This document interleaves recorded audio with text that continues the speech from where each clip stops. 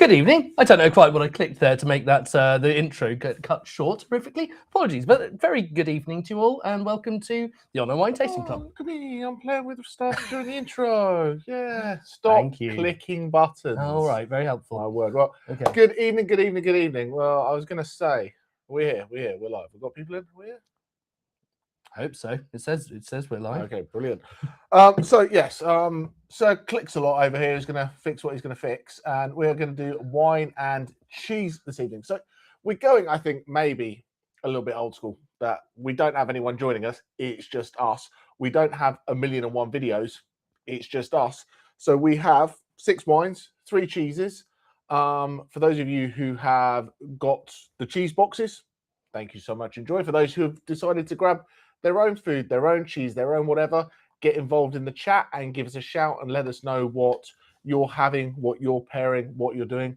But what we do have, that we always have, is Slido. So you can scan the QR code on there or go to towtc.co.uk/taste and join in and join along.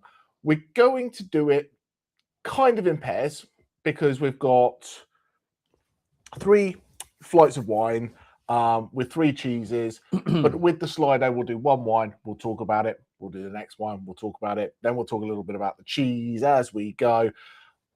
And then between each, there is a vote to go who has paired it better. Yeah, we like to get a bit competitive every now and then. It's been a while, hasn't it? So I think when I first sent this out to everybody, I said we'd have a white flight pairing, a red flight pairing, and a dessert flight pairing. Yes, we did. So we decided we would get our samples in and taste, and neither myself nor Alex have actually tasted the wines with the cheeses. No, yet. we haven't. No, we've tasted the wines, but not with the cheeses. So this is going to be a little bit of an interesting. We have 2 envelopes. Yep. I've put my predictions in one envelope as to who is going to win each round, and Alex has put his predictions in one envelope, who we think is going to win each round. So we will see as you vote these things in. And in terms of what the cheeses we have, now you may well have some wonderful selections at home of your own, but we, and to be honest, we'll be talking in a very generic sense about what cheeses these wines will work with, as well as these particular pairings. But this is here, this wonderful Cotswold blue veined brie, which is from Simon Weaver. It's a really cool looking little cheese, very subtle little hint of blueness running through it, which again, isn't a classic one to try to pair with. So it threw a bit of a curveball at us. This is a lot more classic, this English farmhouse mature cheddar, which is, you know, a really boom kind of like punchy cheddar, isn't it? Boom, is that boom the cheddar, the term? technical term. Technical term. And of course, we have Bix. Well, we don't have Bix because they didn't have enough of it. Well, I've eaten it all. Can I tell? But I'm just going to explain a little bit about cheese as we get in here. That, you know, we planned this. Have you found cheeses? Oh my god! All right, you tell the story then. No, what?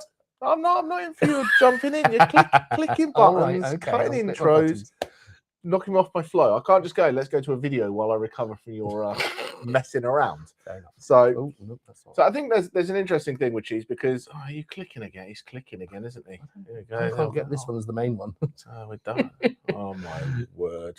We just do that one. Welcome to the joy of live. I mean, at least you get to sort of, talk to us while we're messing things up. But that's it's very good to see you here. So, yeah, thank you. Great to see you, Paul.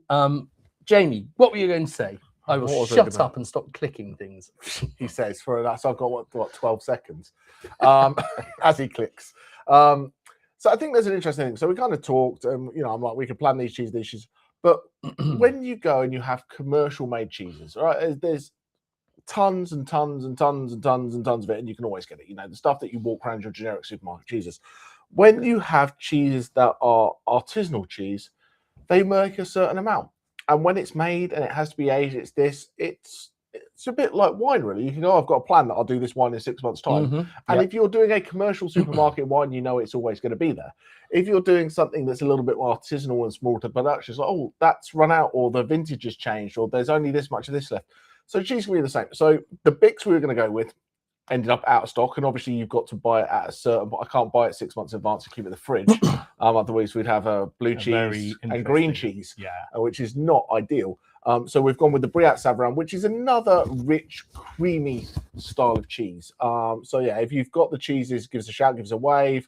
in Wareham, if you've got your cheese, give me a shout, give me a wave, and I will send you my expenses bill for driving halfway across the country to drop you your cheese today, because I'm such a lovely, lovely person. Kathy's managed to find some Bix, and she's got a cheddar and a blue, excellent, from our old friends at Pong Cheese.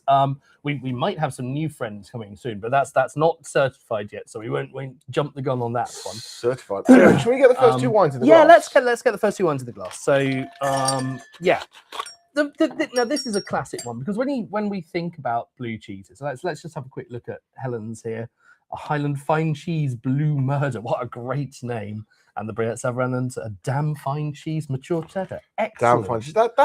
That's naming something like that is a bit brave, isn't it? It's a bit brave. This what's this cheddar? What if it turns out to be a bang average cheese? Yeah. I'm sure it won't be. I'm sure it'll be excellent. But yeah. Is this mine or yours? This is what's wine one, because what I thought I would put. Oh, we shouldn't tell people whose is who, should you? Well, I don't know. I don't know what it is. It's wine one's all I know. Yeah. Is this mine or yours though? So it's wine one. Oh my word. Well, I mean, if we're going to be explaining the cheese, the wines, it's going to be fairly obvious whose is whose, isn't it? Is it though? Right, fine, whatever. Right, well, whatever. Yeah. Alex's is wine one. Vote for him. Mine's wine two. I'm gonna go home. Right, go. Alex, talk about wine one, which is very much yours. Wine number one. Okay, so we have gone rather predictably for me to South Africa, and yeah, when we think about a blue cheese, you obviously the classic thing to pair with that tang is a good amount of sweetness. And so I'm going to interrupt you and ask you to move the slider on so people can put that. Oh yeah, let's do that. You're allowed to click now. I'm allowed to click. You can click this one. Okay. Go. There we go. Boom. Yeah. So we've done in the past. I've done blue cheeses paired with there's a classic of the Port and Stilton. With I'm not going to go into that story about that because we have. Of course, he is. We've done in the past, but we've done blue cheeses paired with like Cabernet Franc ice wines from Canada and things like that. That's astonishingly great. So my first natural thought was, let's go for something with a bit of sweetness. Now, and this is made by the winemaker Bruce Jack, and he's a bit of a legend. He was named winemaker the best winemaker in the world twice, which is a kind of quite a high praise, you could say. But he's as much of a philosopher and sage and sort of social commentator as he is a winemaker. He's a absolutely fascinating guy, and he's lived in South Africa since birth, around Cape Town. He was surfing down when he was 5 years old. So when he'd gone through sort of his first round of university, he headed off and did a bit of a vintage in France, and then found himself in Adelaide in Australia, learning at the university there. And he's now brought influences from around the world, but he was a real cutting edge kind of person, because his first of his own wineries, which is called Flagstone, he started in, I think it was 98. And he was already pushing into the whole sort of he was way early into the whole kind of organic farming and low intervention and trying not to mess with the wine. But also he was sort of ahead of that natural wine kind of curve with the native yeast rather than feeding it yeast that's been selected. Nothing wrong with either technique. Unfiltered wines, low sulfur wines, really advanced stuff for its time, but always with that new world sense of, I want this to be clean. I don't want it to be a funky wine for the sake of being a funky wine. I want it to be clean, good.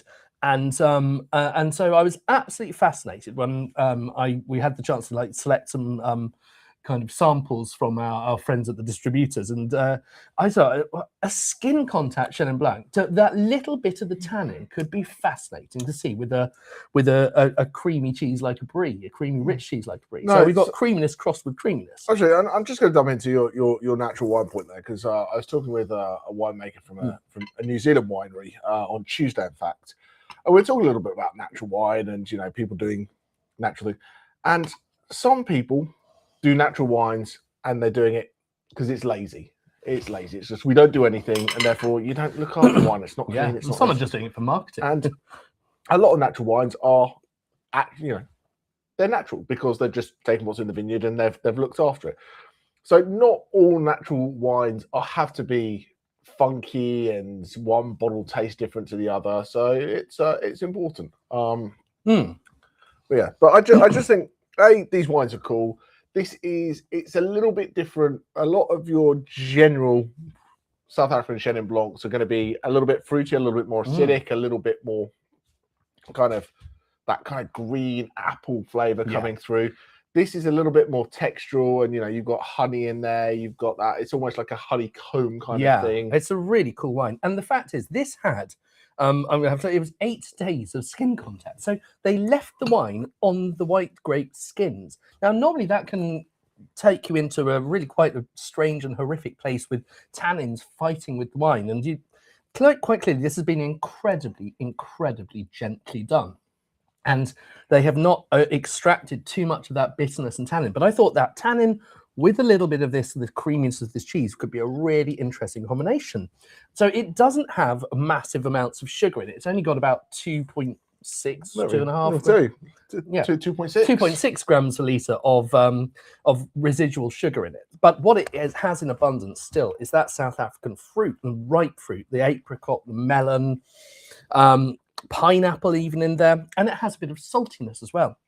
And it's named the Wild Western Cape, and it's got this fabulous label which Jamie's about to beautifully model, which is it's based on the kind of this wild landscapes that takes up a large part of the Western Cape, and it is a little bit Wild West like. And so on their barcode they have little cacti growing out of the top of them, which is fabulous. So it's all that kind of New World sort of adventure kind of style. It's their more accessible type of wines at this end of it, but I think it's a really interesting wine. It's really cool.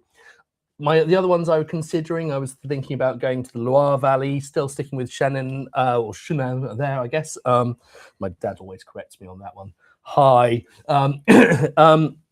So it has plenty of fruit, but it doesn't have the sugar. So it's a very different kind of combination to, I think, what would have been a more traditional pairing. So I'm fascinated to see what happens. But I love the fact that we're still getting these sweetened kind of notes like honeydew melon and pineapple and fruit and peach. That's something what's interesting today is we've started with the blue cheese. Yeah, a lot not of time, normally done that. Blue cheese is at the end with port or Stilton, port Stilton, or with dessert wine or something like that. And I think this showcases. There's a lot of people go, I don't like blue cheese, and I think this is the blue cheese for the people who don't like blue cheese. Yeah, and this is the skin contact wine for people who don't like skin contact wines. So for people who don't like things, have this. If you don't like it, give this a go. But I think, it's that kind of, that kind of skin contact natural thing. Like, I was at London Wine Fair this week, and I tasted a lot of orange wines, and I'm like, this is orange wine for people who want to get into orange wine, rather than probably even as 3-4 years ago, there weren't a lot of just kind of light orange wine. They were they're in your face. They were orange to be orange to be orange. Definitely. It's like, holy moly, and they were rustic, and they were kind of like scrumpy cider kind of feel to them. And now there's some that are done with a little bit more elegance. Oh, look at that. Pop star cheese. Pop star cheese, yeah. Alex James from Blur, and also named after Blue Monday, which I think that's very cool. Very cool cheese. I like that. That's a very good cheese. I like that indeed. But I'd be fascinated to know what you think about the wine on its own, and also working with the cheeses that you have. I would suggest it felt like it was a slightly daring move to go with something that didn't have that sweetness, but it's our starting wine. I didn't want to go sweet, and I think it was really fun and interesting. But I'm intrigued to try what your one's like with it as well.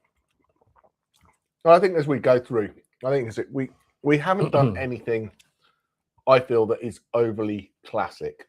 I think it's really easy to go, let's do cheddar with this, or we could have done a goat's cheese with a Loire Chenin Blanc or something like that. So we've tried to do things that I think are a little bit different.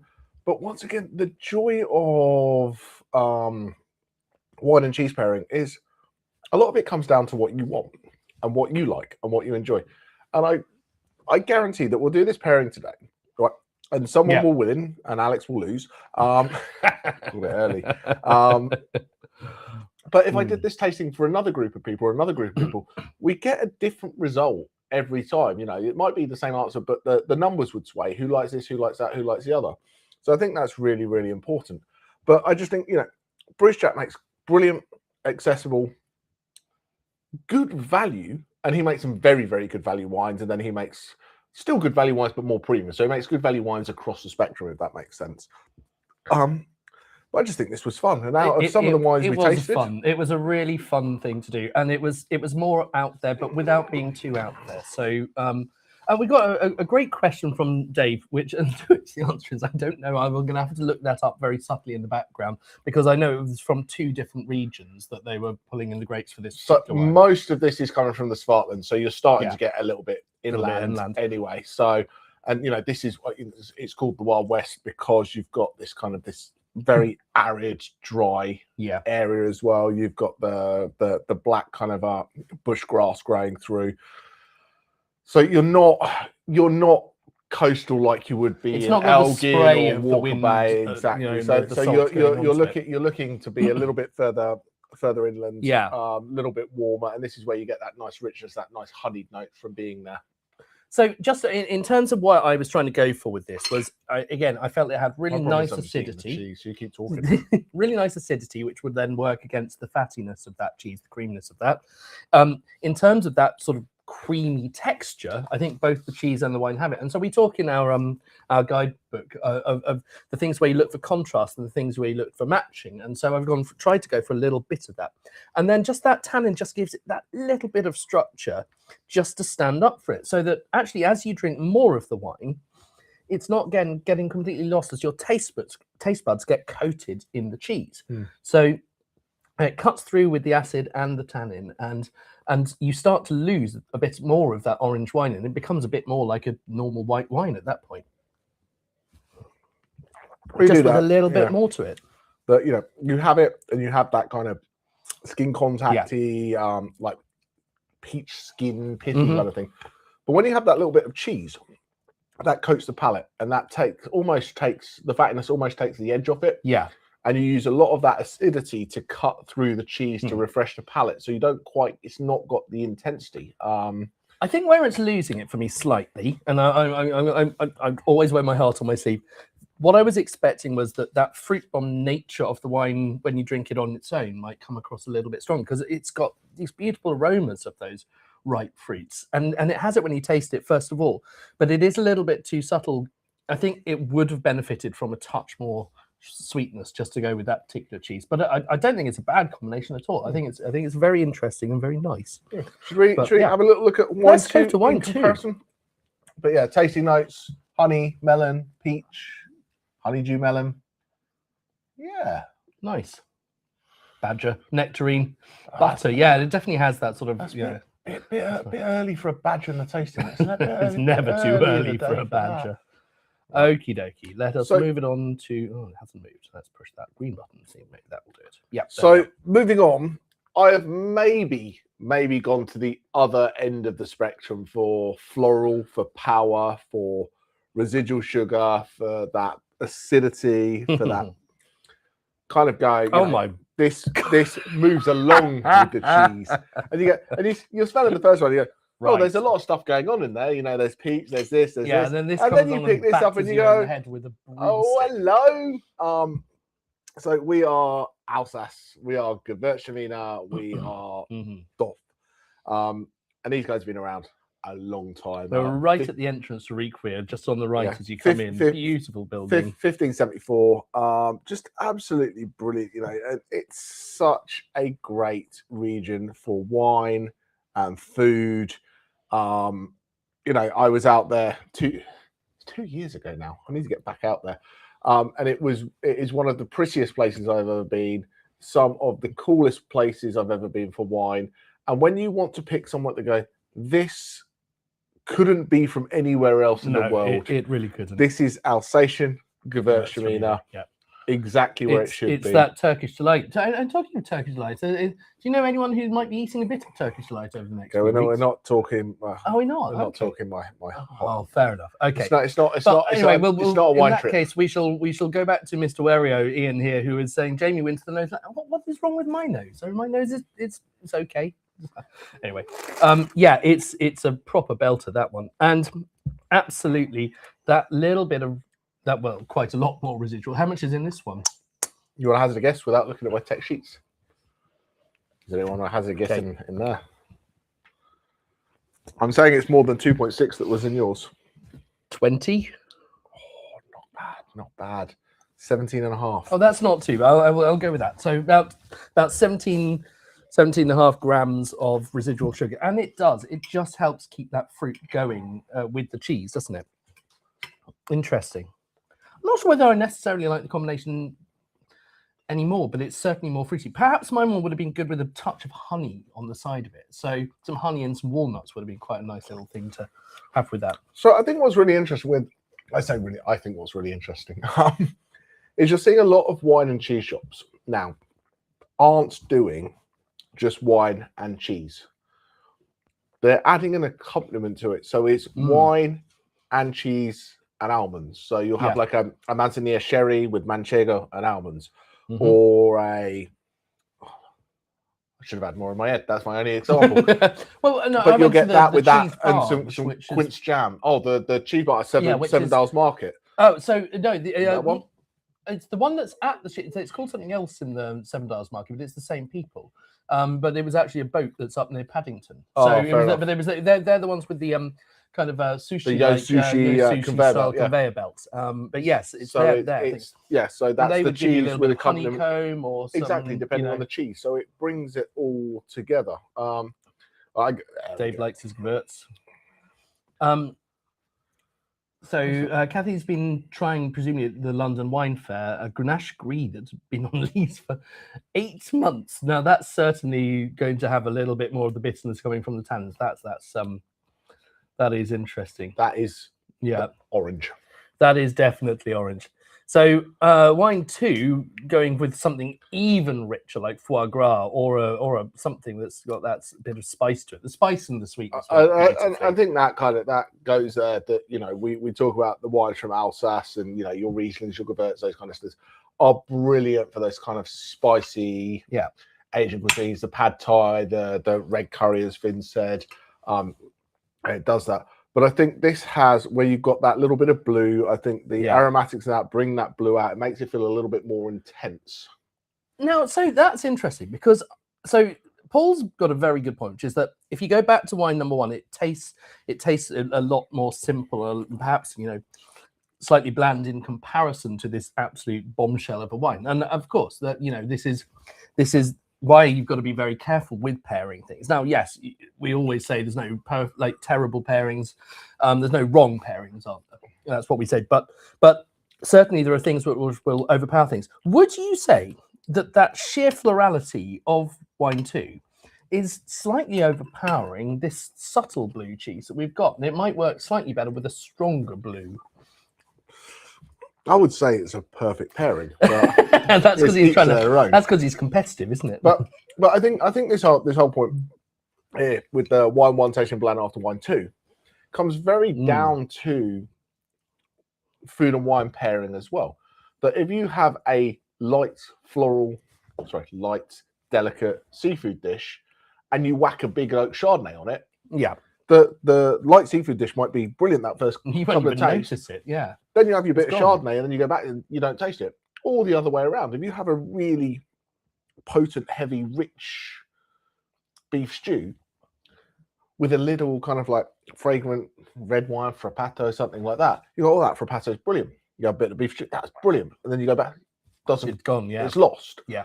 So I think this is important that. And what I have done with the wines is in each round, I tried to put them in the order that makes sense to taste them. I think so. To try and give each wine its chance to shine. Yeah, there were no arguments or disagreements about the ordering of the wines. What I would say is there's some fantastic tasting notes here, and you can just see from that how much richer. But it's not a million miles off in terms of things like honey is dominant again. Honey, orange, badger, apricot, badger, very similar. Nectarine in both of them again. So what's really interesting, isn't it, is both wines have got some similar tasting notes. I agree. But then you go, where is the intensity? Whereas, I think wine 1 is nice, it's subtle, you drink it, it's quite. And this is the kind of wine that when you go and judge wines for competitions, you need to be reminded that these things deserve medals because Yeah, you go, of it course. just You can sit there easily and you go, can be a bit like a Robert Parker, you know, the famous wine critic who just liked his wines big and bold. and you go, And if it wasn't big and bold, it wasn't going to get the medals. That does everything really Yeah. well. It's got nice fruit, it's balanced, it's acidic. And if you do the whole WSET blick, is it balanced? Yes. Has it got length? Yes. Has it got intensity? Not huge Yes. amounts of length, but yes. Has it got complexity? Yes, it does. It certainly did, yeah. So when you look at that good, very good, you know, answer, that's it's solid a wine. it's a very solid wine. This, however, just goes boom. This does, and I think this is lovely. This is wonderful because we've got Kathy who says prefers wine 2 with the cheese, wine 1's good on its own, and then Dave is going preferred wine 1 with the cheese and wine 2 by itself, and that is it. And I'm kind of torn because I thought it was overpowered, and what I did to cancel out that overpowering of the wine number 2 was have a lot more of the cheese, and then it starts competing again and balancing. So yeah, this is my position as well. There's not a vast amount of our cheese left, so we're going to have to slow down a bit as well here. But let's have another last little look at those tasting. Well, I mean, Dop. I mean, I don't know if there's much more to say about them. Like, they're pretty synonymous with that part of Alsace, aren't they? So yeah, they're just doing all the right things. You know, they're green. They're pushing. So it's not organic yet, but they're pushing organic thing. Alsace is tough to be organic because it gets as wet as it is, and lots of green process. But they just make good wines. This is when we first started the club, this was something we've featured before their Rieslings. We might have even had this on the club early days, like 5 years ago. Yeah, maybe possibly. it was that. Maybe it's the other good Gewürztraminer, but I think it might have been oh my word, I've forgotten Hugel. But yeah, we did the Dop from Clément d'Alsace in a tasting competition. That's for sure. Absolutely. But if you just take from where people rate sweetness and where that thing is, what is dry and what is sweet, and this particular buyer we get them from user A 1 to 7 rating, and your 7 is going to be Tockeyes and things like that, which have 200 plus grams of sugar. This is still technically classed as a 4. Yeah, because what you've got is so many of your wines, so many of your white wines are in that 1 to 6 grams residual sugar, and that will be your 1s, 2s, barely perceptible. But at 6 grams is where you can really kind of notice theirs, and that's what standard level like brut champagne's 6 grams, and they're not tasting sweet. No, so 17 is a big jump up. It's getting into that proper perceivable, that pushing being off dry in style, but it's a sweeter wine, but it is definitely not sweet, if that makes sense. There is sugar in there, but you look at kind of some of the Cabernet Riesling. I think where you start to get into that proper off dry is when you hit about 40 grams. Now, interesting, rather stupidly, we've got a very sensible point here, which is saying that we should be trying the wines with the other cheeses, and I meant to reserve some of them, but I haven't, so I'm not going to be able to do that. But if you have any of wine 1 left, I think trying a little bit with the cheddar could be quite an interesting combination. Feel free to taste all the cheeses you go. Put notes in and go, actually, that's better here, that's better there. That's a very good point. Let's crack open the others. He's just going to say, if he's opening cheese, he's not clicking buttons. Well, we had a small lunch, didn't we? So that's the main. Exactly. Right. So, as we move on to, he says, we'll go to wine 3 and 4. This was supposed to be our red flight. Yeah. So we ordered a bunch of samples to come in to taste through and whatever. And one of the samples we'd ordered a couple of samples of Nerello Mascalese. Yeah, this was my genius idea of let's go with something cool from Sicily, an Etna Rosso. So an Etna Rosso, Nerello Mascalese being that famously heavy red, dark, Nerello coming from the word wine. Nero, meaning black. So we thought we would get that in. We pop the bottle open because it's in this quite a dark color, dark green bottle, but it could be whatever it is. Poured it out with the representative in front of us, and I just sat there going, As you may notice for our red flight, as everyone pulls there is not a do not adjust your. Do not adjust your sets. Let's. We have got wine 3 is a white wine. And we tasted this and we're like, should we bring the other Nerello in? Yeah. Should we do this? Am I pouring in that? I'd go in that one, I think. Yeah. That one. Get rid of your Gewürztraminer glass because you won't taste anything else. I've moved that over. Exactly. Yeah. So we decided we would go. I say we decided. Alex decided that we would go with wine 3 being a white Nerello Mascalese. So we could talk a little bit about skin contact. We could talk a little bit about the lack of skin contact. And we could talk about, we've been doing this for a long, long time, and there's still a load of brilliant surprises out there. I don't think either of us had even considered, because there are some wines that it's just basically impossible to make a white wine from. I mean, it's not necessarily impossible. There are people making white Malbecs out there. Whether they should or shouldn't is a different question. There's a couple of good ones. There are. Okay, I haven't had any. But there are, generally speaking, the darker the skin, the harder it is to not have it coming up pink. And so what they've had to do with this is they're entirely, if I remember right, they're basket pressing it. And this is just the free run. So this is where you're not even squeezing the grapes at all. This is basically relying on the weight of the grapes and the fact that it's been crushed, and it's going in whole cluster as well, isn't it? But it's been gently crushed. So if you've got a crusher destemmer which you can separate them, you can push the whole clusters through these little rollers that just gently break the skins open. And yeah, this is just the juice that runs freely out of these dark red coloured skinned grapes. And it makes a wine which has, and this is effectively what we're talking about here is a wine that's makes Sicily's kind of answer to Pinot Noir, wouldn't you? But it's high up on Mount Etna. It's about 620 meters high, the vineyard, and it is it's got great acidity, and yet it has this is what I was wanting, with some red fruit characteristics. I love nothing more than a red grape with a bit of cheddar. It's a bit, and you smell it, and it's got raspberry and strawberry on the nose, and it's like, where's that coming from?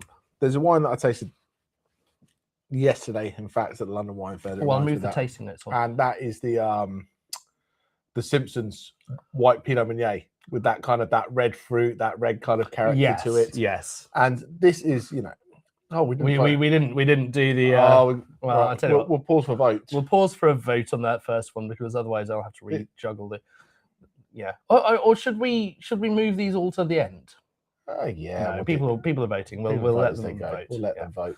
Okay. So yeah, I mean, this is what happens when we change the format. You were talking about the Simpsons Derringson Pinot Meunier Blanc de Noir, white from red. You pick it up and you go, if you were doing this truly blind, in a black glass, would you pick it out as a white wine? If temperature was kind of set there, I probably thought it was a kind of like a rosé sort of thing. It's got, because there's a lot of berry fruit characters in there, and I think sometimes you neglect those things because you see it as a white wine and you go, that can't be right. So your palate almost goes, no, I shouldn't have that, I shouldn't taste that. So it kind of negates those flavors. I think that works. It's truly blind. That works, and the saltiness of the cheddar enhances that red fruit characteristic. So one of the things that they say when you're trying to sort of judge wine and cheese together is to get a little bit of the wine sort of onto your tongue and sort of mash it up, and then put the wine in, and then have that combination there, as well as, just tasting a bit and eating it and then having a drink of wine. So try them sort of as almost like you're mixing a recipe in your mouth. I think that's working better than I was expecting. So let's move the tasting notes on. Yep. Well done, mate. Well done. So the Nerello Mascalese Bianco, this is from a producer called Alcantara, which is an Arabic name. Obviously, various parts of the Mediterranean went under Arabic rule for several years, and then it's an interesting combo, isn't it? It's good cheese. Alcantara means, in this case, the bridge, and they're talking about the bridge stylistically between kind of this sort of volcanic soil and then sort of artistic expression. They're big on their artwork again. So every single one of their bottles, they use local artists to come up with these kind of characters. And yeah, it's a very cool sort of bottle, a very cool label on it, and they're all about music, poetry, art. It's a very sort of expressive kind of thing, and you might have spotted at Vinitaly. Winer of the year. They were Winer of the Year 2023. So that's nice. I haven't heard. I don't know who they're being judged against, but it's very cool. They're doing some fun things. They're doing some really fun things. Again, low intervention, really think. And again, what I was trying to go with this was acidity. That was the starting point to go with Nerella masculacea because of that altitude. It is a grape that works even in a hot place like Sicily, a bit cooler up the volcano.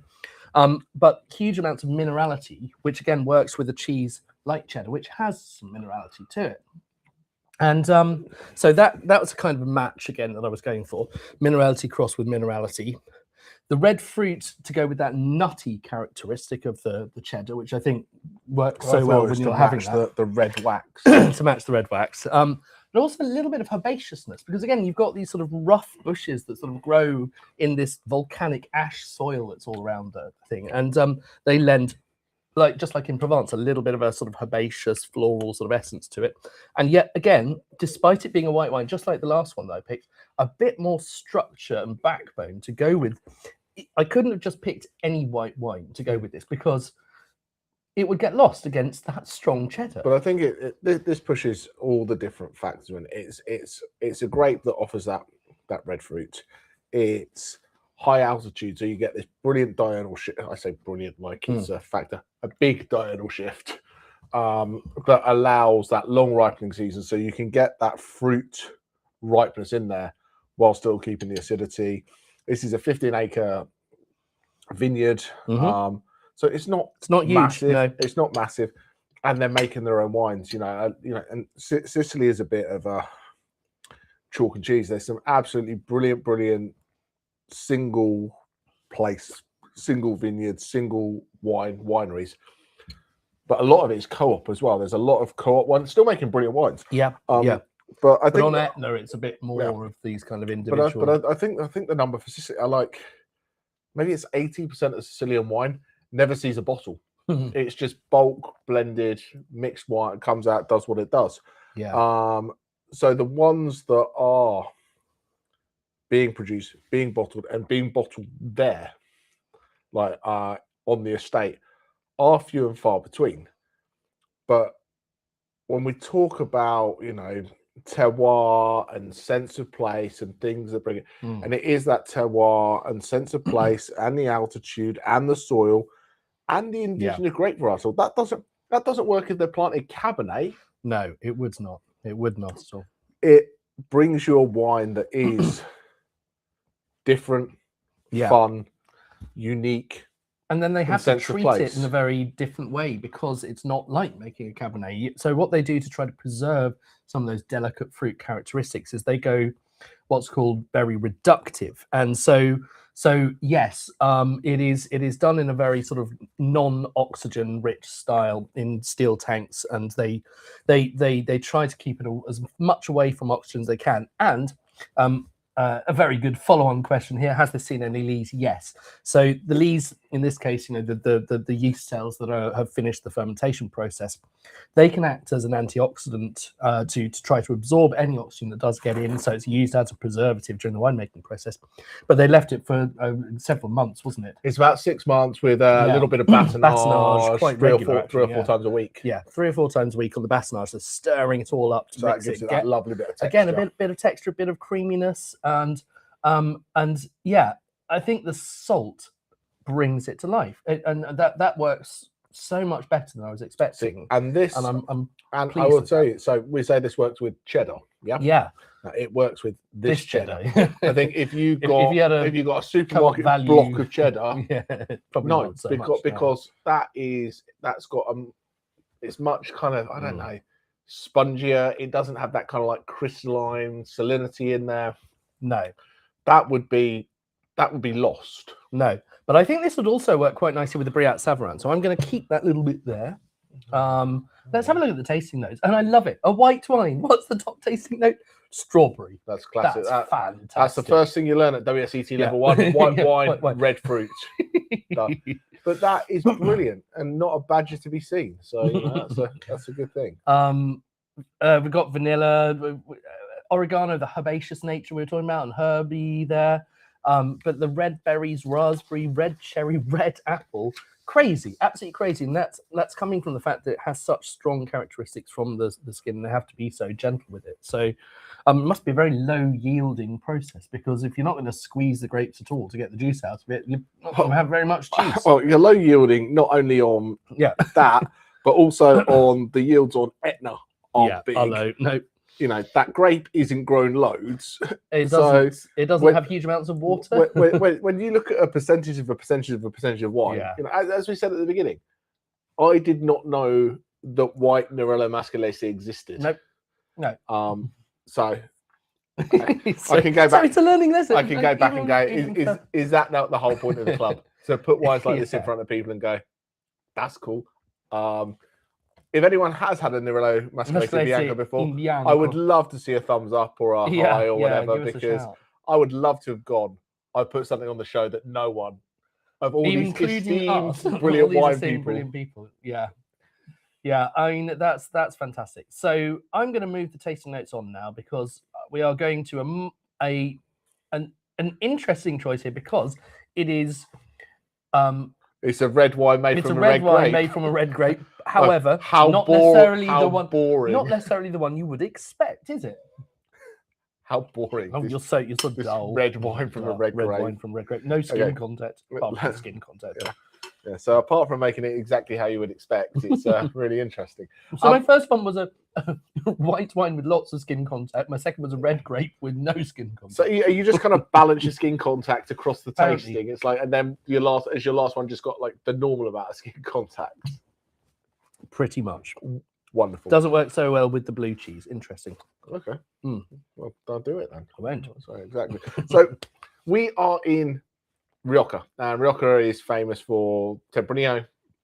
Is the main red grape, and Viura, Macabeo, whatever you fancy calling it, as the white grape. But you're also allowed to blend in Rioja with Graciana, Manzuelo, Garnacha, and the odd winery here or there makes 100% Graciano. And this is what we have. And this is from Bodegas Andari. This is their 2023 Graciano. So these guys started 1985, which is, it's Rioja is new yet old. Rioja's been around for a long, long time, but for the DSC and DSCA, and where it really became known globally as a powerhouse of wine, we really started 1970, kind of moving on from that. And that's so different just to it's more almost kind of like what I would have put it somewhere with a little bit less of the blending kind of characteristic to it. It's got more of that kind of single-mindedness, a bit more like a Ribera or something. So it's in the North Rioja. It's on the southern-facing slopes. What's this? 550 meters above sea level. So that's really, for Rioja, that's really quite high.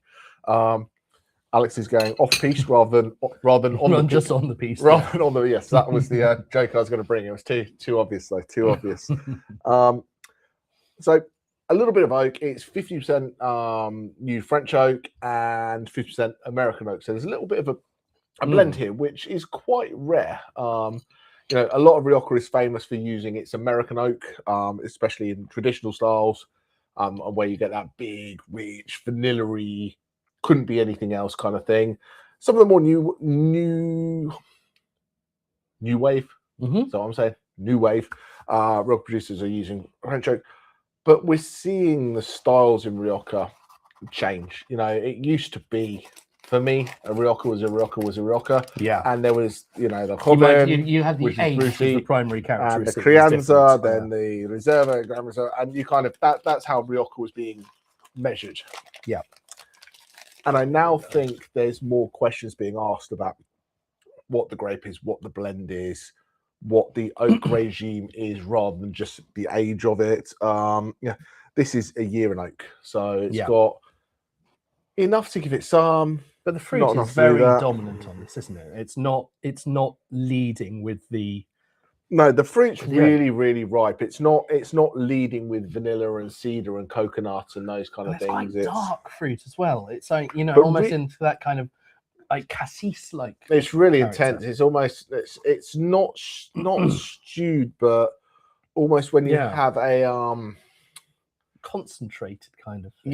like when you've made it's like a fruit spirit almost. Yeah. Oh yeah, like you said, like cassis, like Chambord, that kind of feel to it, which is lovely. But it's then got this little touch of balsamic. It's got this little touch of mintiness in there. It's got this little bit of herbaceousness that kind of brings it round. It's very nice. Very nice. Good wine. And it's got a little bit more richness with the cheddar, and I've got that because the cheddar is, when it's made properly, is quite a powerful cheese. It can stand up to a lot of things. And you've got to be careful, if you did a Pinot Noir, it could disappear. Overloaded, But I think this shows the balance of having some rich fruit that brings it together. It's got some nice acidity that cuts through that fattiness in the cheddar and the cheese. And I think you have that.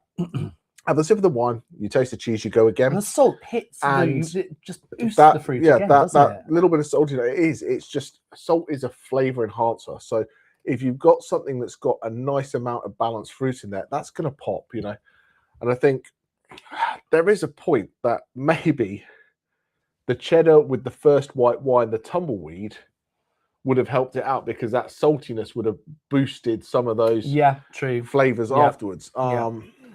Yeah, interesting. That's very, very, and it might have overpowered with the Gewurz.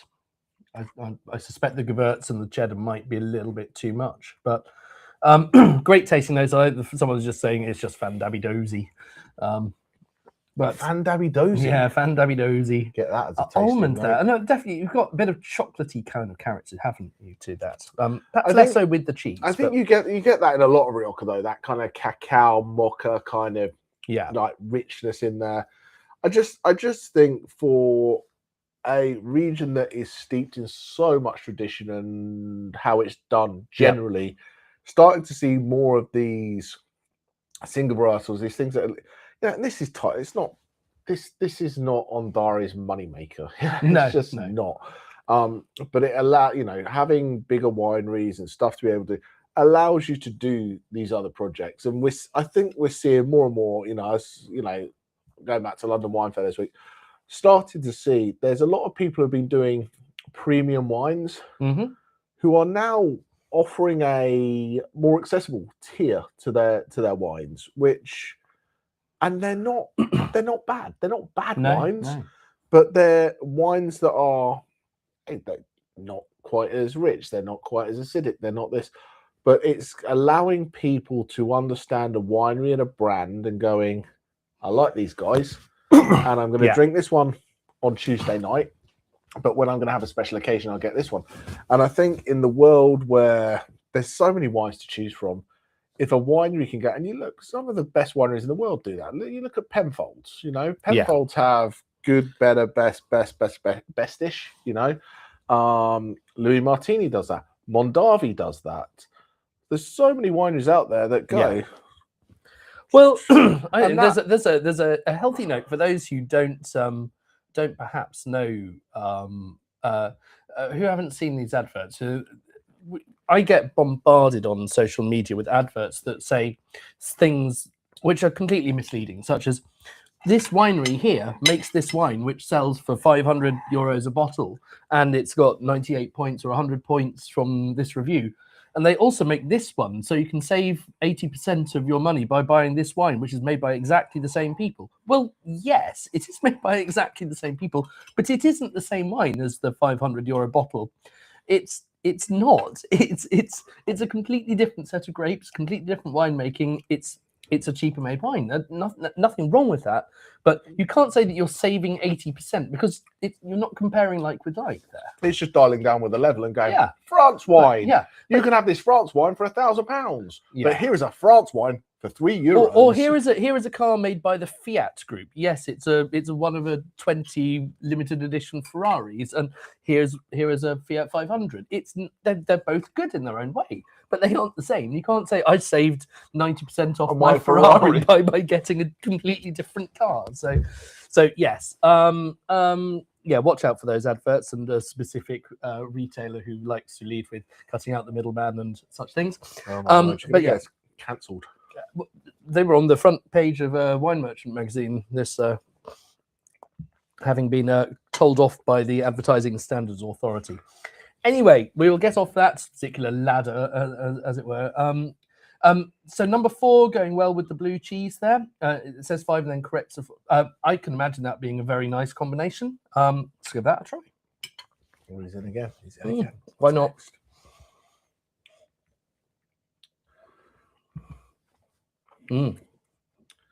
Yep, very nice indeed. The creaminess there reduces the tannins a bit. It makes it a sort of softer, gentler wine, I feel. Do we want to just quickly run through before we go on to the last pair? What, just your presentation? That little presentation, yeah. Alex, we'll see if we can do a presentation. I might. Well, I think we can do it together because I can't really remember much about it. But okay. It was what we were trying to do was to draw some parallels between the worlds of wine and cheese and talk about how, for two things. Can you move the thing on so people can vote on their favourite? Oh yeah, let's do that. Okay, you do that. It gives them something to do while they listen to us yabber on. So you have, obviously, we're starting both with wine and cheese with a very natural material. You can't get much more natural than milk out of a cow or grape juice out of a grape that's come off a vine. So you're talking about the vegetation that's all around it and that is influencing it. But in the cheese case, that vegetation has a direct link into it because it is obviously being absorbed into the cow. You spelt ribeye wrong. I do note other animals are available. Obviously, there are other kinds of cheese from other animals, but so you have influence from the terroir, by which we mean the climates. A cow that's growing in lush green pastures will produce a very different quality of milk to one which is roaming arid sort of climates. So the soil has an impact on it because of what the vegetation is drawing in. The amount of water that's available, the type of water, is it really alkaline? Is it really acidic? And obviously the microbiome, the organisms that live within the soil all contribute towards this terroir, and that changes very strongly the grapes or the milk that you're working with from the starting point. We then sort of go on to the next sort of aspect of this, which is that we have to separate the liquids from the solids. Obviously, with the wine, we are taking the wet bit, and with the milk, we are we're trying to select the curd from the whey. So we want to throw away the whey, or give it away now. Away in a manger. So we're a manger. Get wet. That's true. But I'm definitely going to manger this. We are taking the curds, and that is what we're using. So we separate the solids and the liquid. So there's a nice parallel there. And of course, there are different arguments about how you should do that, and it will affect it. So we're then into the world of, it's not a process which is done just by sort of chemistry. This is done by biology, by different organisms that come in. And with the grape juice, we're using yeast to turn the sugar into alcohol. Saccharomyces is a very common strain of yeast, the Saccharomyces cerevisiae, which is the wine yeast. Lactic acid is dealt with by bacteria as well, lactic-eating bacteria. In our case, a very specific one which does this malolactic conversion or fermentation. And then you also get other things, such as with sherry, where you're dealing with surface films, which lend a real nuttiness to that, floor and the like. Whereas with milk, you're dealing with a whole set of sort of bacteria and enzymes, and then ripening cultures, which are added in to really sort of change that. Added in or allowed to happen naturally. Or allowed to happen naturally, same with wine. Some people will have a commercial yeast to make a certain thing. Some people will use natural, and that's that's there as well. You know, And when you start to look at the range of cheeses and some of these different crazy organisms which are used to make the bubbles in Emmental wine or the Roquefort kind of, they infect the poles and stab them through, so there's the right level of word, take them out, exactly. and cave aging, and it can lead to this brain-like wrinkly formation, like in Driftwood and Saint-Martin. But you've got those wonderful pink cheeses with the outside, like Taleggio and Epoisse. Some really interesting things going on, and there are. When you start looking, I remember a conversation we had with a Greek winemaker where he was talking about the fact that they start this natural winemaking process with using yeast they've harvested from the vineyards, so the little sort of bucket of grapes that they crushed down.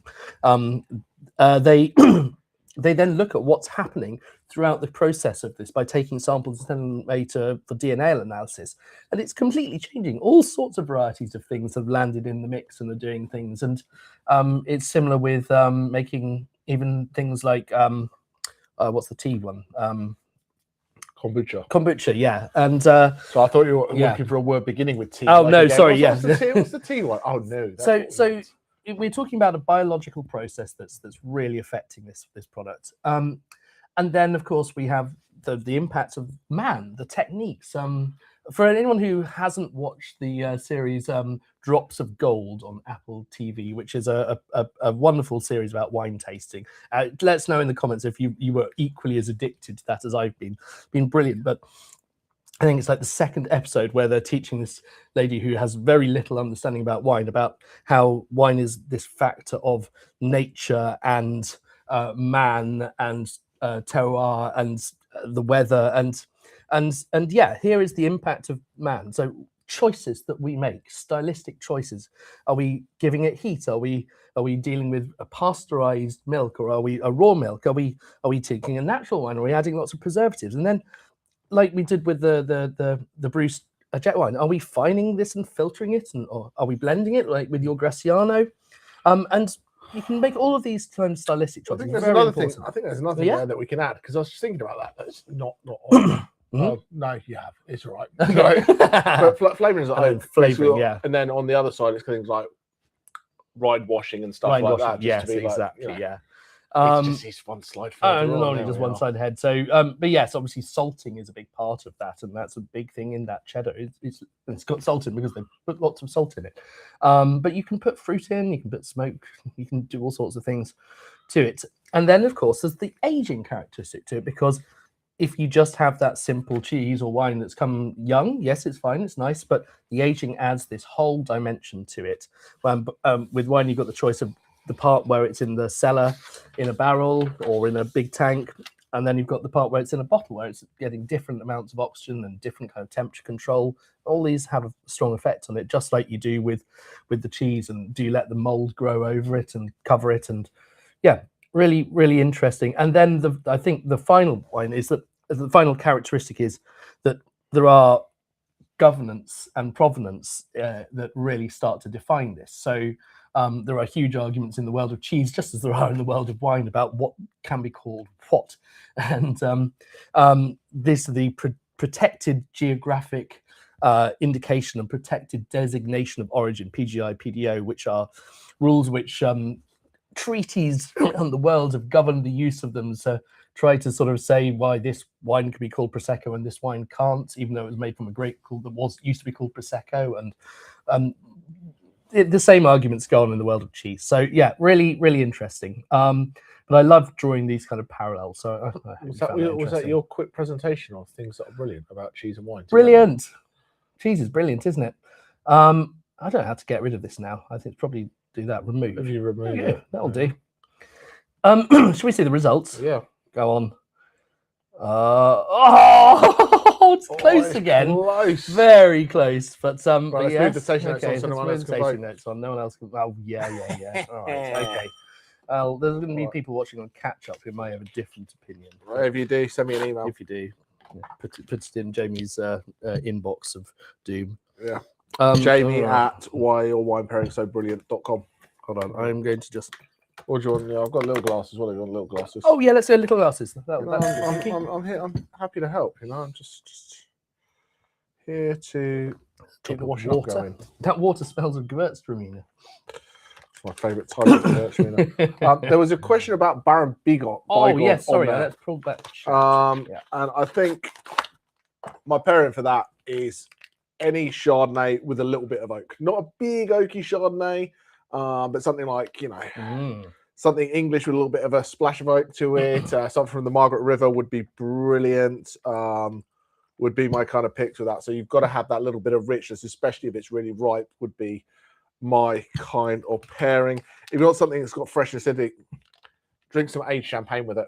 Aged champagne that's got that little bit of yeastiness, that little bit of nuttiness is another way to go, would be my two things. Well, we've got another couple of quite wildly different wines here, haven't we?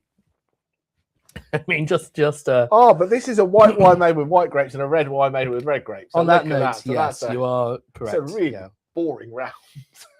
So you wouldn't mistake this for like a Sauternes or something. It's got some characteristics. I mean, it's. Do you want to introduce your wine? Go on. You tell us all about this one. Well, it's not a Sauternes. No, it's not. You wouldn't think it was a Sauternes. Oh, shush. Just saying. Right. So we're still in Bordeaux. We're still in the same grape. So this is in the same part of the world, but this is Cadillac, and I think sometimes Sauternes gets the plaudits. Yeah, Sauternes is the name for dessert wine in France, isn't it? It's like, oh, I like a good Sauternes. But you've got Montbazillac, you've got Cadillac, you've got Fransac, you've got other places that are making botrytis or late harvest style dessert wines, and this is Chateau de Juge, and this is Cadillac, and this is the 2013 vintage. Wow. So we've got a little bit of age on it. A little bit. A mere 13 years. Hey, what can I say? What can I say? This wine was made before I had children. Very different. BC. Yeah. So what does this wine smell and taste 2013 of? BC. Better days. Better days. Less grey hair. Oh my word. But so that they use Muscadel, Semillon, Sauvignon. They vinify everything separately and then blend. And it is like the tasting notes in here are just going to be honey and apricot and more honeycomb. The whole point is, you know, it's a biodiverse. It's lots of biodiversity. And the interesting in the tasting notes is it's certified HVE level 3 since 2017, but that's got no bearing on this wine because this was 2013. So it's pushing towards that organic stage. It's like that best practice kind of thing, without the expense of certification. Exactly. But the whole point of this wine, he wants to make brilliant wine that offers great value for money, which you'll see when we get to the prices. But yeah, this with Brillat Saverin, you know. I wasn't sure of the nose on this one, but it tastes delicious, and with the cheese, it's phenomenal. Yeah, that's lovely. The residual sugar on this is it's about 90 grams. 90 grams. 90 grams. So it's up there, but it's not massive. Not crazy, no. Well, but let's pull up those tasting notes. So. So is this? Sorry, I missed it. If you said this, is this botrytis as well? Yeah, it is. Yeah. There's an awful lot going on there. It's still got freshness, despite the fact it's 13 years old, which is just crazy. I don't understand how they do that, but yeah, some really good tasting notes. Lemon verbena, I think, is really interesting. Sweet PVA. Wow, that's interesting. Because it's interesting because it's almost, and not in a bad way. It feels on the nose, it smells a bit old. On the nose, it's kind of like, oh, this has got some age. But then when you taste it, it's just vibrant and fresh and.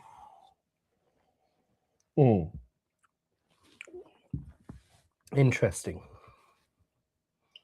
Wow. There's a question about oak.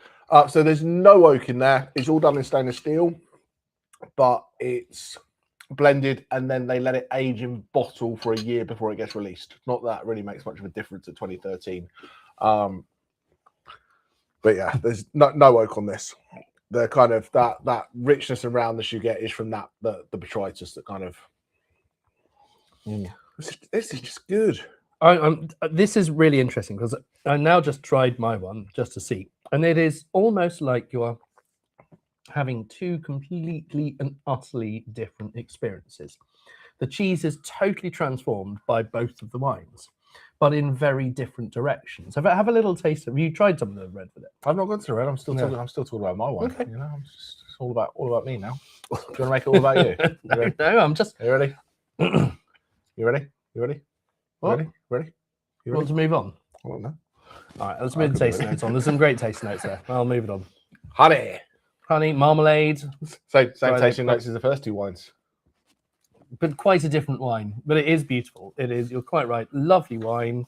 Tastes delicious, and some real carrots from the age on it as well. Now this one is Cool. This is cool. This is cool because it's a wine that I haven't tried many of at all. We're talking about the Valpolicella region of Italy, northern Italy, and northeastern Italy specifically, and we are talking about the classic combination of grapes, which is Corvinone and Rondinello. Really big sort of red grapes all blended together, but just like you do in Amarone, we are talking about harvesting the grapes and then letting them sit and dry out, both to develop a higher level of intensity of flavor and also sweetness as the water evaporates. And as the water goes out of the grapes, you're left with a higher concentration of sugar.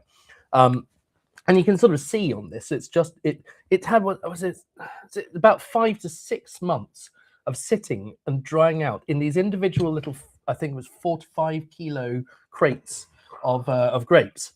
And they're just laid out in these warm rooms, and there's great airflow through it to stop them going moldy or rotting or anything like that. And they dry up and they create something which is luxurious and intense. And if I had a biscotti of some kind, or biscotto of some kind, I would be eating the heck out of that with this. But it works in a most sort of indulgent, hedonistic way with that cheese to turn it into something which is mad, just absolutely mad. Really, really different. I mean, that's like a dessert, and this is almost like I don't know how to describe it. It's not very dessert-like, is it? It's really interesting that this is the same grapes, same region, same place that makes Valpolicella, Valpolicella, and Amarone in the same style. Yeah, because with Amarone and Valpolicella, they take the grapes, they lay them out on these big wooden things and these warehouses. And what's really important with these warehouses is they have all these slats so the breeze can get through, because otherwise you're going to have wet, rotting grapes. You've got to have this airflow going through it. Of course, a lot of these racks are able to move up and down and stuff like that to get the flow going. So if you're an Amarone, and I think, and someone will be on here who's much smarter than me and correct me with my numbers, but I think to be an Amarone, you've got to dry your grapes for a minimum of 100 days, which is 3 and a bit months. Wow. So what we're doing is we're taking already expensive wine, but we're doubling that, and therefore that is how we're getting that level of intensity, that level of power, that level of flavor. But a lot of these Amarone,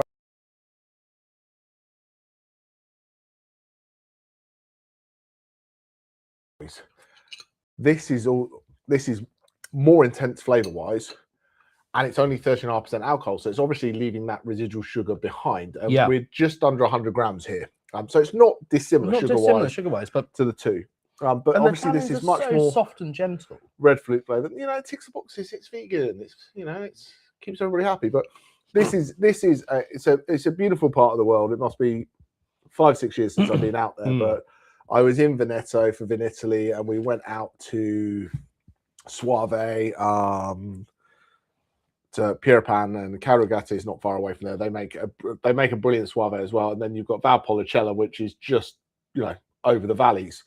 And it's just a beautiful region, making brilliant wines. And what I love about so many parts of Italy is it's not international grapes. It's what they make there, and they make a style that nowhere else in the world is doing. There is nowhere else you can go, is it a bit like a 45?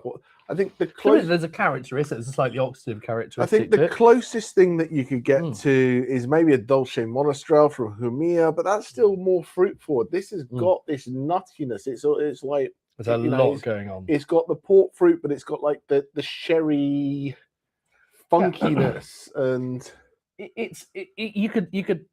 It is a dessert. This combination. It's like almost Black Forest Gâteau kind of level of, whereas that's a sort of a citrus cheesecakey kind of thing going on. This is panna cotta and like proper like have it with dessert. Yeah.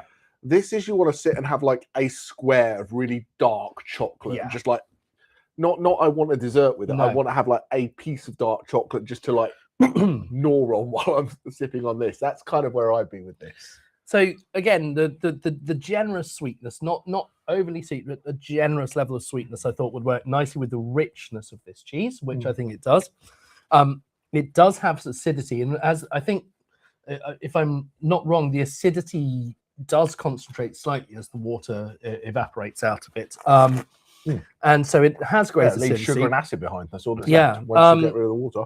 But yet, both the cheese and the wine coat your mouth and just give you huge length. The flavor just keeps on going. It's just, and yet it has a gentleness to it. It's not as everything else has got more concentrated. It has got, I think, the effect of the oxygen is just to round it out and soften it and to make it so accessible. And yeah, it's I think someone was saying Joe was saying she could drink it all night. Yeah. I think I'm with you. I'd be up for that. And the Black Forest Gâteau with this would be phenomenal. I think the cheese does work with it for me, but in a very different way to the other one. But I don't think there's a loser here, is there?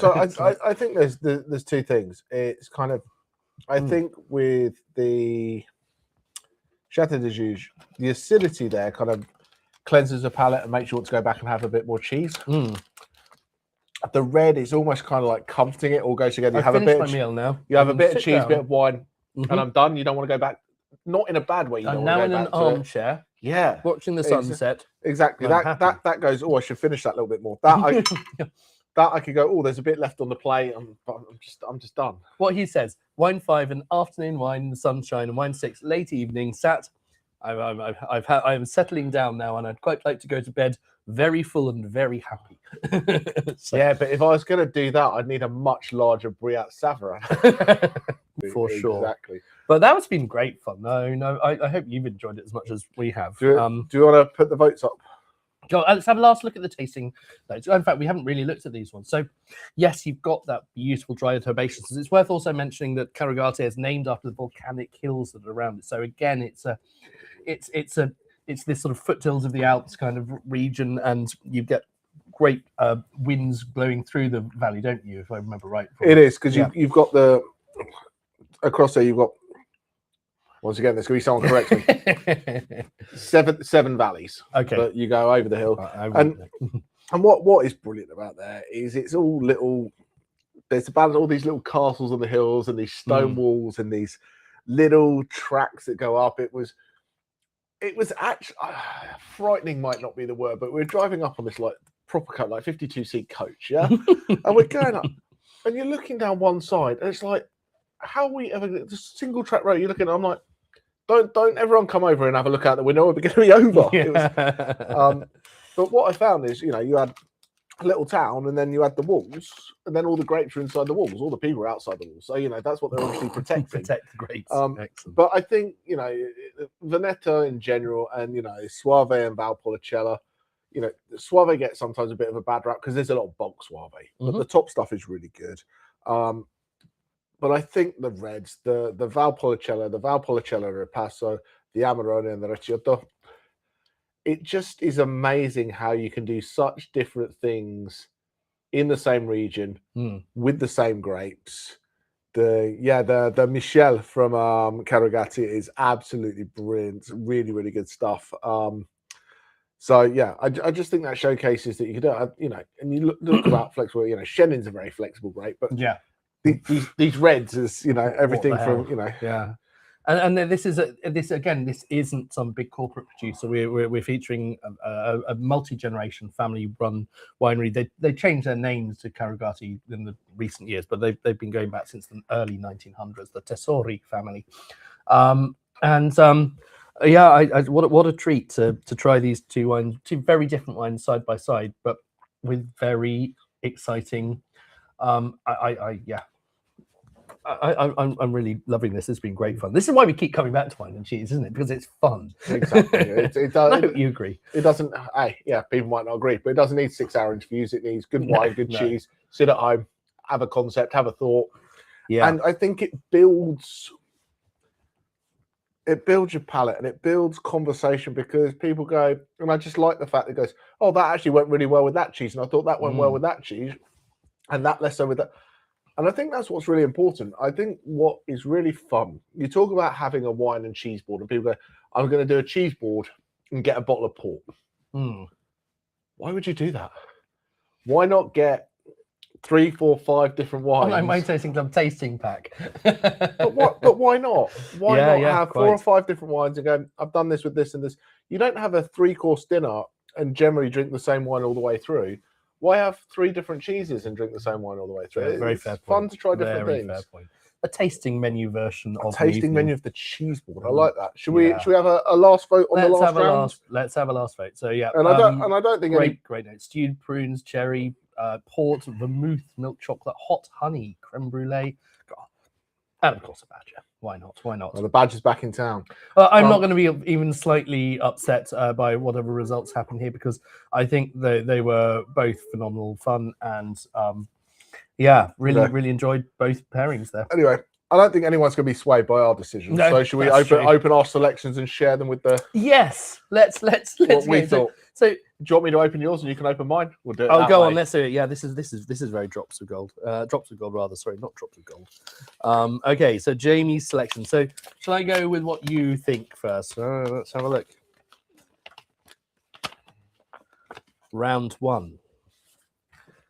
Jamie thought that it would be the Chenin Blanc. Interesting, but it was Jamie's. Round 1, what did I think?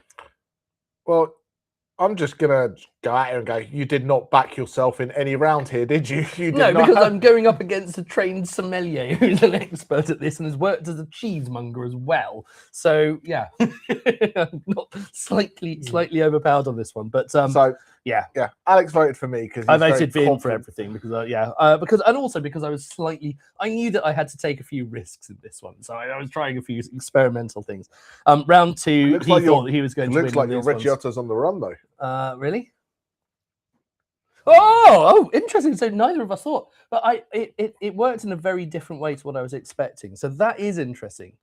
However, so it is what it is. Right. So, however, there was a question further. Well done, mate. Congratulations. That was chicken great dinner. I'd won by this round. Maybe this is sympathy votes. Who knows? Yeah, who knows? There's a question asked earlier from Ian.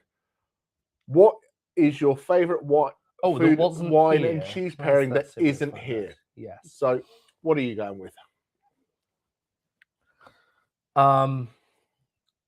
Baby Bell and Yellowtail.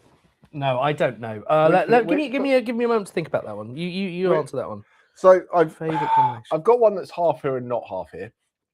So I'll give that one, then I'll go back to something else. My favourite wine and cheese pairing I've ever put together was Talbilk Cane Cup Marsanne from Australia with Brillat Saverin.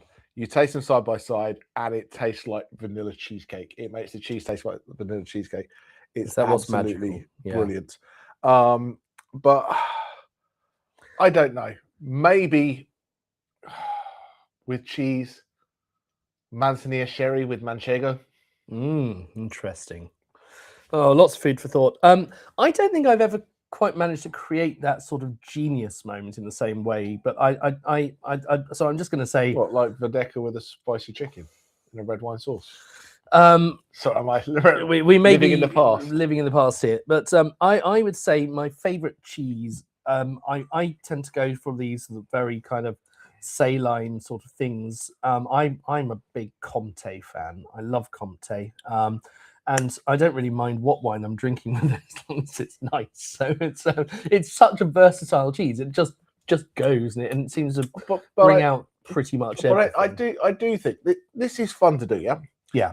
But it is quite hard to mess it up badly. If you've got good wine and good cheese, yeah, you're okay, because you're always going to have that fattiness from the cheese, which will mask some of the wine, and that wine with that bit of acidity to bring it back in. And it's the same with all food and wine pairings. To pair food and wine is not hard. It's harder to get it wrong. Yeah. But to pair it brilliantly is really hard.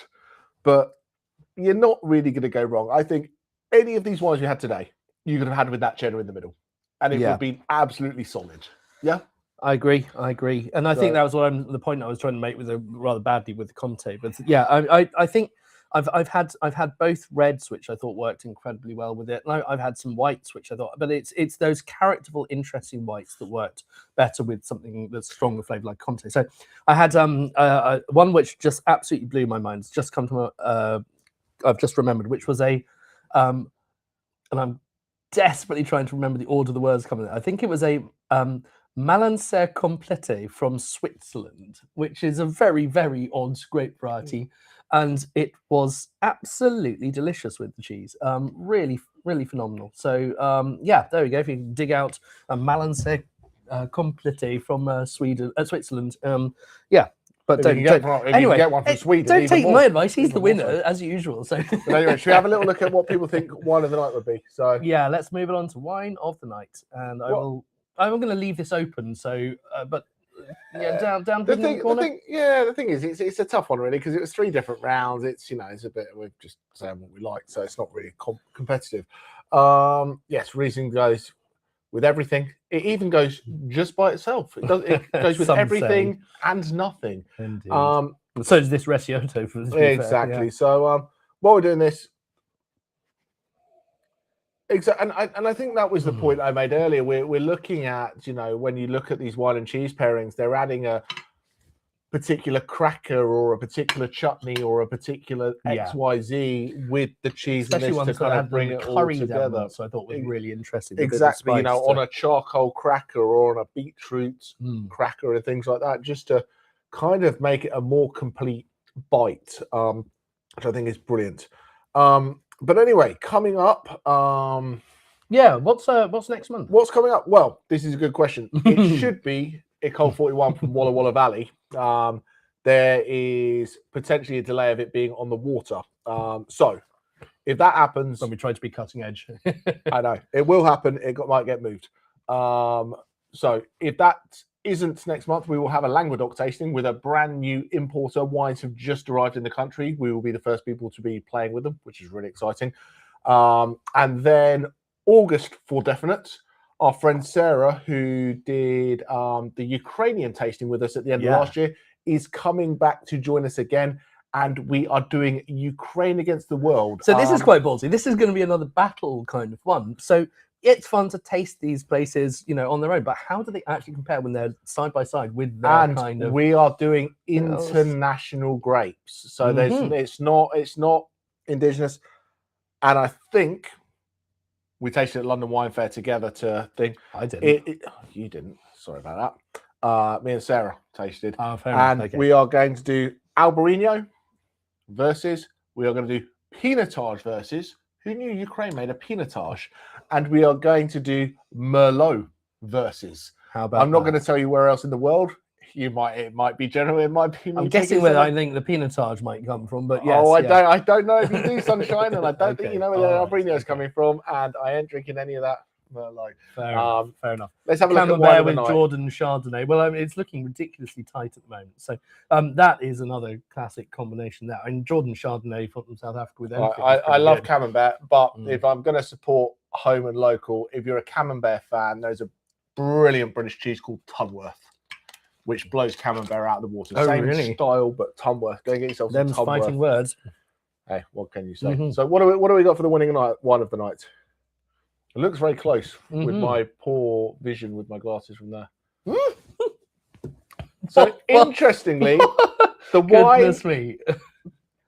the That's wine, phenomenal. the wine that didn't win its round is the wine of the night. has won wine Because of the we were night. judging pairings, but I think that is because it was a fascinating, interesting wine, and I do think the cheddar brought it out. But I think in terms of a classic combination, I think the Graciano was a better. But pairing, you can see you need how interesting. You need to get your measuring tape out because it's kind of almost a photo finish Pretty- between the first three wines.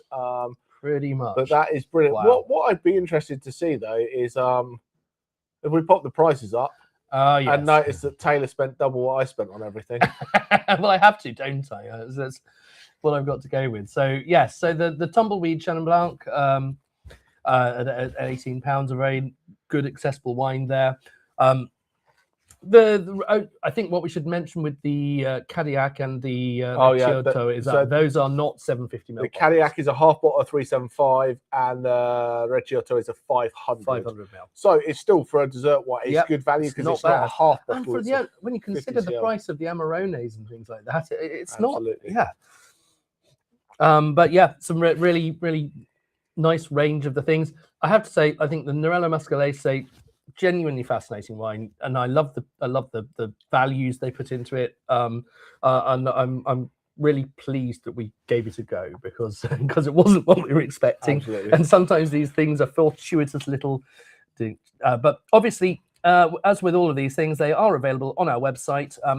And we have limited range in stock, but if you particularly like us, like to get a case of it, we can always get this we have access to very plenty of ready everything access. So yeah, but yeah, there's London Wine Fair was good.